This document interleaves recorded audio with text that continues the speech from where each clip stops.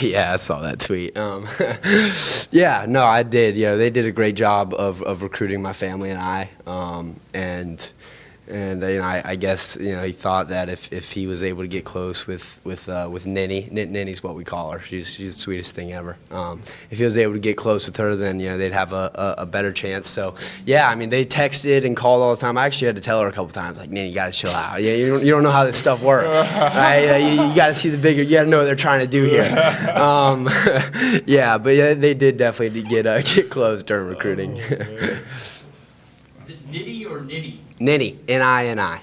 N-I-N-I. N-I-N-I, yeah. Will, what's your grandmother's name? Patricia. Well, you talked about some of the frustration with the offense. As one of the vocal leaders, what's going to be your message to get this team to come on board and mesh in all bases on the offensive side of the ball? Yeah, it's just continue to have our confidence from within, and the opportunities were there. There's no question about that. It's just taking advantage of them and minimizing the mistakes. So we've just got to continue to have full confidence going forward, and know that the ability's there. It's just attention to detail, fundamentals, effort with technique, as Coach Sweeney always says. It's really easy to say turn the page and look at what's next for both of you guys. But how do you actually actively do that? What are you guys doing either yesterday or throughout this week to have that move on mentality? Just start with what we do every week. We have to turn the page every week, regardless of the result. So we're literally just doing what we always do. It's just the result isn't what we wanted. It starts with our leadership meetings and our senior meetings, really understanding what the message is for the team this week. And in particular this week, it's where we are, where we sit here today. There's nothing we can do. There's nothing we can do about the game, the mistakes we made, the outcome. As much as we hate it, and want to sulk on it and be upset about it, our only thing that's going to do is make it worse for what we're trying to do this week, right? So if we really want the outcome to be, us holding up the trophy this Saturday, then we really have to shift our mindset, right, and start committing towards that goal. And so that's the first thing, right? It's understanding that it's another week, and we have to do a great job, and also understanding what is lying ahead in the bigger picture. UNC lost their rivalry game as well, so they're in the same boat, right? So there's really no excuse, as far as who can, feel worse about themselves. We out here trying to win a championship this week, you know what I'm saying? So, and an honor to do so. So there's a lot to get excited for, and really just being real with yourself. It's time to get this thing back going. Easier said than done for sure, especially when you think about the mind. But once you fully grasp that concept, then it's very easy to move on and get ready for the next one. I guess, KJ, you talk about those leadership meetings. How do you feel about the leadership of this program, this team, in the lower classes? Yeah. And is someone like Will part of that in terms of feeling good about people that are taking this program forward? I feel great. It's really neat. It's just a neat perspective that only few really get to understand and see. Is when I'm gone, where will the program be from that perspective? And we're gonna be in some good hands. We really are. And I'm not just saying that. I always in moments like that, I just compare to where I was.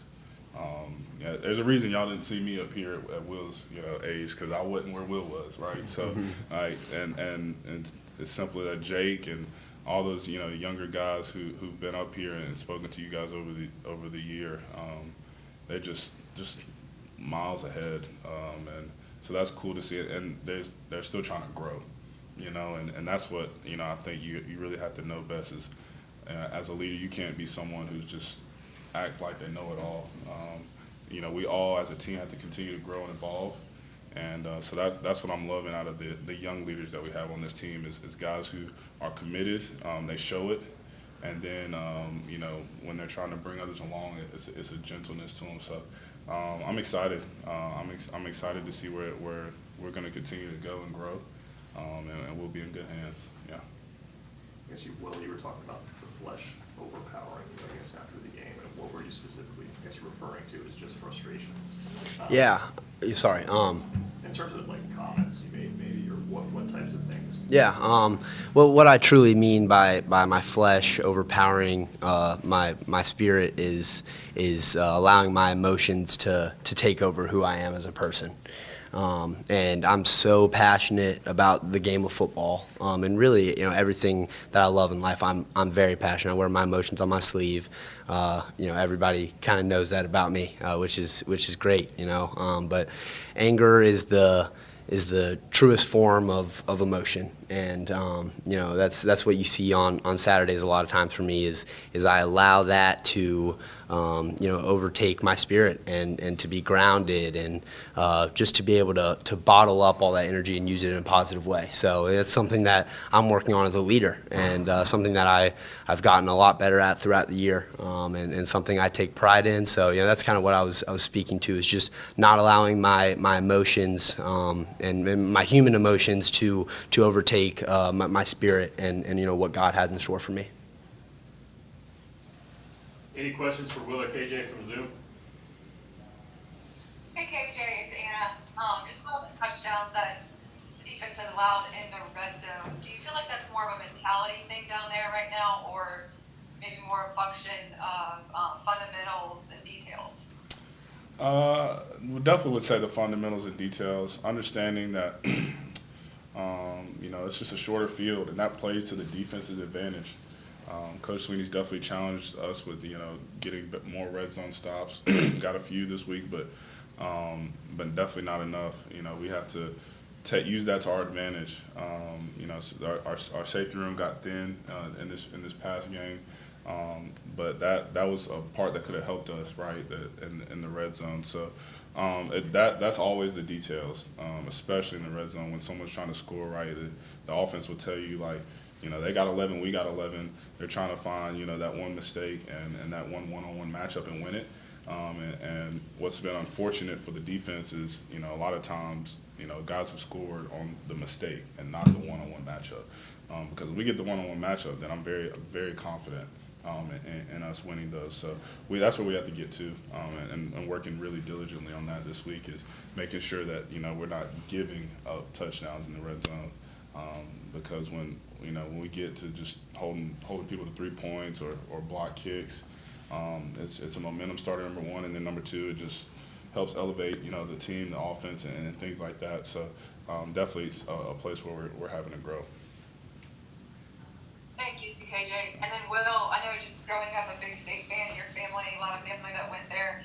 Any extra motivation or words from them this week going up against Carolina? Yeah, I've kind of cut ties with both programs. No, obviously joking, but just growing up an NC State fan, you hate the Tar Heels. That's just how it is. Every family reunion, no blue whatsoever, or you'd have to leave the house. So there's definitely a little bit of fuel to the fire. It's just how I grew up. But at the end of the day, we're just trying to go win another championship and send these seniors off with the ACC championship ring and beyond that. All right, thank you, KJ. Thank you, Will. Thank you, Just guys. a minute. Aiden Swanson is walking up this way.